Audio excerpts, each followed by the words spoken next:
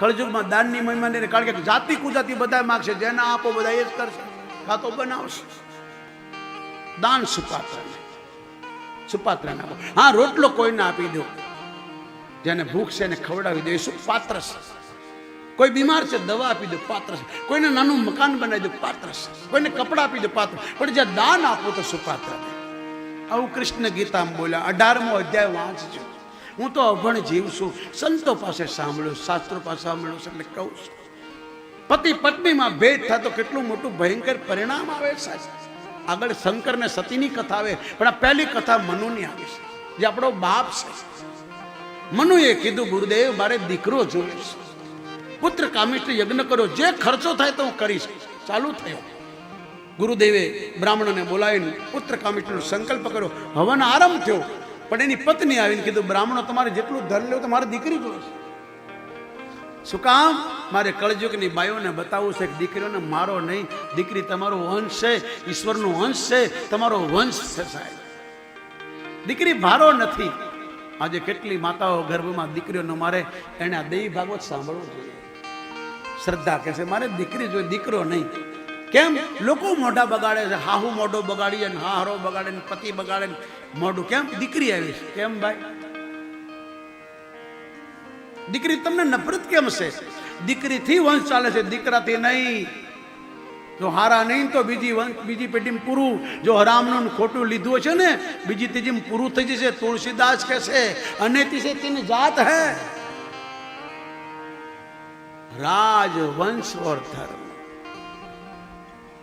10-20 બાદ ચાલે, 10-20 વર્ષ ચાલશે, 25-50 વર્ષ ચાલશે, પણ એ બધું લઈ જશે, કારણ કે ઝેર છે. કૃષ્ણ કહે પોતાના છોકરાઓને ઝેર છે.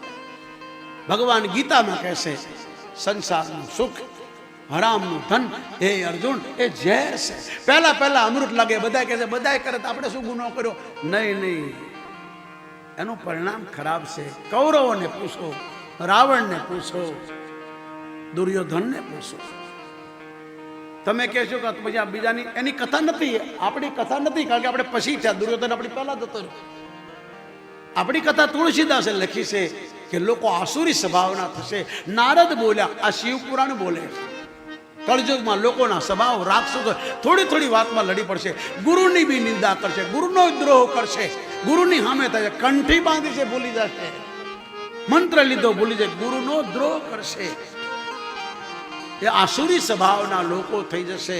બસ કોઈને દેશને નહીં પડી હોય, બસ મારું જ, સમાજને નહીં, કુટુંબને નહીં, મારું જ.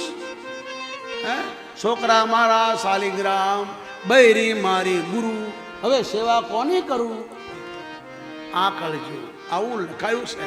માત પિતા માँ ने तब लो, दुख न देखे मुख अवलो, जब से ससुराल लगी प्यारी. કળયુગમાં છોકરાઓ ત્યાં સુધી જ મા બાપને માનશે. પત્નીનું મોઢું જોઈ લીધું પછી દૂર. ભાગવતમાં પણ આ જ કથા છે. સાસુ સસરા સારા લાગશે, મા બાપને હાળી હારા લાગશે, ભાઈ બહેન. આ લખાયું છે, વાંચજો. મારી પાસે સમય નથી, હું તમને યાદ અપાવું છું.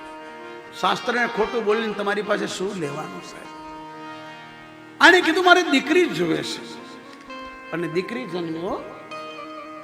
મંત્રમાં બહુ તાકાત છે. તમે હારા ભાવથી પ્રાર્થના કરો ને તો સાંભળે છે સાહેબ. મને સાંભળે ભગવાન. પ્રાર્થના કરવી જોઈએ. અને દીકરી જન્મી ત્યારે મનુ દેવતા સાધ્ય મનુએ કહ્યું, ગુરુદેવ તમે મારા ગુરુ છો, મેં તમને પુત્ર કામિષ્ઠ યજ્ઞ કરાવ્યો, મારા ઘરે દીકરી કેમ? કંઈક કરો. પણ ગુરુ મહેરબાન તો છેલ્લા પહેલવાન. આવી શંકરની ભક્તિ કરી. શ્રાવણ મહિનામાં બ્રાહ્મણે બોલાવી રુદ્રાભિષેક કરાવ્યો. બિલીપત્રથી મહાદેવને રાજી કર્યા, રુદ્રાભિષેકથી રાજી કર્યા, 11 રસોથી રાજી કર્યા, મંગલા આરતીથી રાજી કર્યા, બ્રાહ્મણોને જમાડ્યા, દીકરીઓને દાન આપ્યું, ગાયોને દીધું, દીકરીઓને વસ્ત્રાભૂષણ આપ્યા. આવું દાન કર્યું અને મહાદેવ પ્રસન્ન થયા.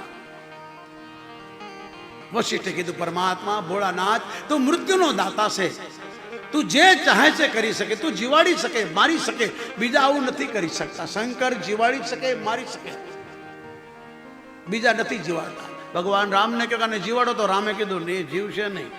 તારા બહુ રડીને તો ભગવાને કીધું જેને તે લગ્ન કરે હું તો જ છે શું કામ રડે